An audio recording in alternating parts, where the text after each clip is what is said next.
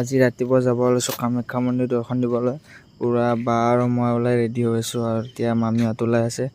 তো এনেকুৱাকৈ আহি আমি দোকানৰ পৰা চাকি বন্তি অলপমান লৈ ল'লোঁ যোগাৰ আৰু এনেকুৱাকৈ ভিতৰৰ ফালে যাই আছোঁ। আৰু আহি থাকোঁতে গম পালোঁ যে টিকট লৈ ভিতৰলৈ সোমাব লাগে যদি মানে মেইন মন্দিৰলৈ যায়।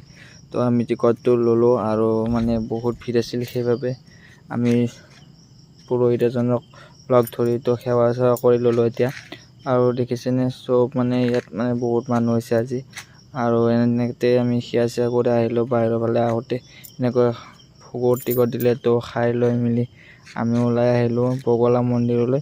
তো ইয়াত অকণমান চাকি বন্তি লগাই আমাৰো এইটো মাহী হয় তো আহিছে, সেইকাৰণে আমিও আহিলোঁ আৰু আমাৰ হৈ গ'ল চবখিনি কৰি আৰু এতিয়া যাব ওলাইছোঁ ঘৰলৈ। এতিয়া মিনিট এইখিনি আছিল, আকৌ লগ পাম নেক্সট মিনিট।